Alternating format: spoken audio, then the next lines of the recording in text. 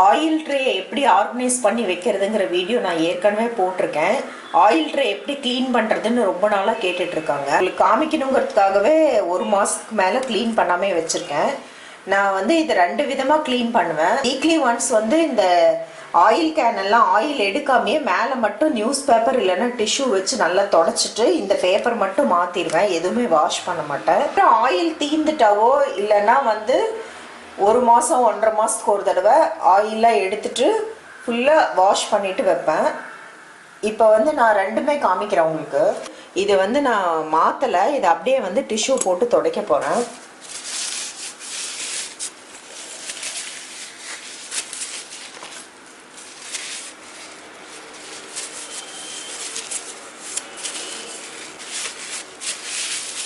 News paper இல்லைன்னா tissue வச்சுட்டு இந்த மூடி இதெல்லாம் வீக்லி ஒன்ஸ், இது ரொம்ப அழுக்காயிடுச்சு 1 மந்த் ஆனதுனால வீக்லி ஒன்ஸ் இல்லை 10 டேஸ்க்கு ஒரு தடவை நீங்கள் வந்து சமையல் முடிச்சுட்டு ஒரு டிஷ்யூ வச்சுட்டு ஒரு 5 நிமிஷம் கூட ஆகாது இந்த ஆயில் கேன் எல்லாமே தொடச்சிக்கலாம். நம்ம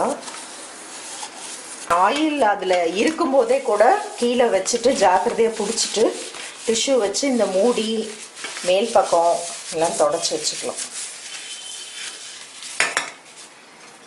இப்போ பாருங்கள், ஓரளவுக்கு ப்ரெசன்டபுளாக இருக்கும். இந்த ட்ரே வந்து நீங்கள் வீக்லி ஒன்ஸு இந்த ட்ரேவை வாஷ் பண்ணலன்னா கூட இதில் பேப்பர் போட்டு வச்சிட்டிங்கன்னா இதை எடுத்துகிட்டு சேஞ்ச் பண்ணிங்கன்னா அது புதுசு மாதிரி ஆகிடும். பேப்பர் போட்டிருக்கறனால உள்ளே எந்த எண்ணெய் பிசுக்கும் இருக்காது. இந்த ஓரம்லாம் மட்டும் டிஷ்யூ வச்சு தொடச்சிட்டு பேப்பர் மட்டும் மாற்றிக்கலாம்.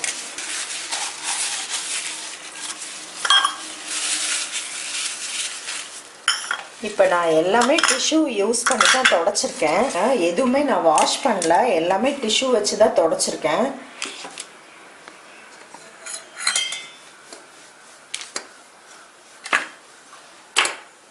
இந்த லைட்டர் கூட தொடச்சிருக்கேன். இந்த எண்ணெயெல்லாம் பழைய எண்ணெய் தான் உள்ளே இருக்குது, வாஷ் பண்ண போடலை. இது மேலே மட்டும் டிஷ்யூ வச்சு தொடச்சதுனால இப்போ முதல்ல இருந்ததுக்கு இந்த பேப்பர் மாற்றிட்டு இதை டிஷ்யூவில் தொடச்சிட்டு ஒரு 5 நிமிஷத்து வேலை தான். வீக்லி ஒன்ஸ் இப்படி பண்ணிங்கன்னா சுத்தமாயிடும்.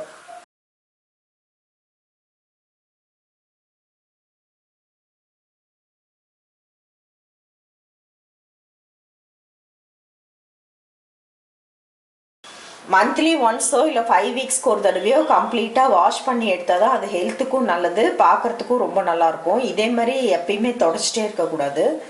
இது எப்படி டீப் க்ளீன் பண்ணுறதுன்னு பார்க்கலாம். சுட வச்சு வச்சுருக்கேன், நல்லாவே சூடாக இருக்குது. இப்போ இந்த மாதிரி காலியான எண்ணெய் கேன்லாம் அப்படியே போட்டுக்கலாம் இந்த சுடு தண்ணியில். அது இந்த மூடியிலெல்லாம் நிறையா விளிம்புலெல்லாம் இருக்கும், இந்த விளிம்புலேயும் இருக்கும். இதெல்லாம் இப்படி கமுத்தி போட்டு இந்த விளிம்புலாம் படுற மாதிரி அப்புறம் உள்ளேயும் படுற மாதிரி இந்த சுடு தண்ணியில் ஒரு வாட்டி வாஷ் பண்ணி எடுத்துக்கலாம். இப்போ இதில் கொஞ்சம் எண்ணெய் இருக்குது, இன்னொரு கேன் இருந்துச்சுன்னா நீங்கள் அதில் ஊற்றிக்கலாம், இல்லைன்னா கம்மியாக இருக்க எண்ணெயை ஒரு கப்புக்கு ட்ரான்ஸ்ஃபர் பண்ணிக்கலாம். நம்ம வாஷ் பண்ணிவிட்டு காஞ்சதுக்கப்புறம் மறுபடியும் இதில் ஊற்றிக்கலாம். இதுவும் வாஷ் பண்ணி காமிக்கிறேன். நெய் இருக்குது இதில், இது கொஞ்சம் கெட்டியாக இருக்குது. இந்த சுடு தண்ணியில் வச்சு நல்லா உருகி வந்துடும்.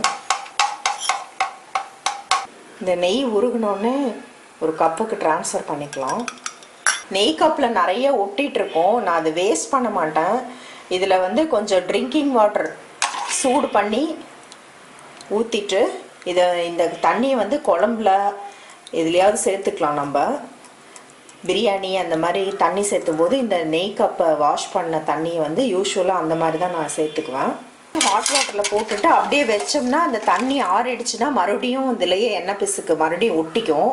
அதனால் போட்டுட்டு ஒரு 2-3 நிமிஷம் விட்டுட்டு, இல்லை மேக்ஸிமம் ஒரு 5 நிமிஷம் விட்டுட்டு நம்ம எடுத்துடணும். ஆனால் எல்லா பக்கமும் படுற மாதிரி திருப்பி திருப்பி விட்டுக்கணும், இல்லைன்னா கொஞ்சம் நிறைய தண்ணி வச்சு எல்லாம் முழுகிற மாதிரி வச்சுக்கணும். இப்போ இந்த மாதிரி எடுத்துடலாம்.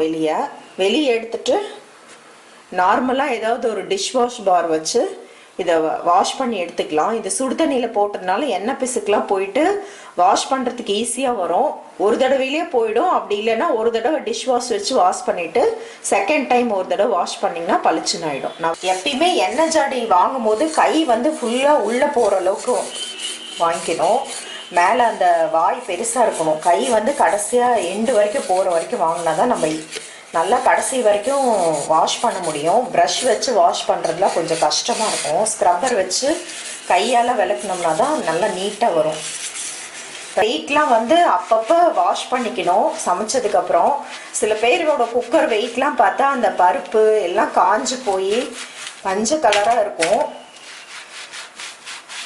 இந்த லைட்டரும் சில பேர் வீட்டில் வந்து அப்படியே கையில் தொட முடியாத அளவுக்கு இருக்கும். இது வந்து வாஷ் பண்ணிக்கலாம். வாஷ் பண்ணிவிட்டு நல்லா வெயிலில் ஒரு 2 மணி நேரம் காய வச்சுட்டோம்னா அதுக்கப்புறமா வந்து நம்ம யூஸ் பண்ணலாம் எப்பயும் போல். இது ஒன்றும் ஆகாது வாஷ் பண்ணலாம்.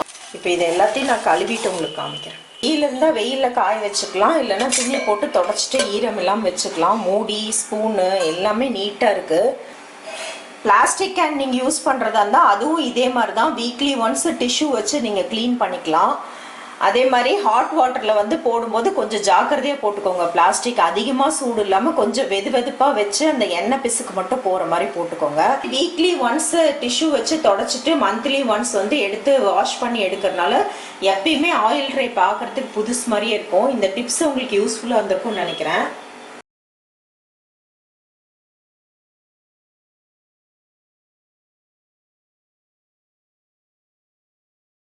இந்த மாதிரி வேறு நிறைய டிப்ஸ் வேணும்னா கௌரி சமையல் அறையில் கிச்சன் டிப்ஸ் பிளேலிஸ்ட் பாருங்கள்.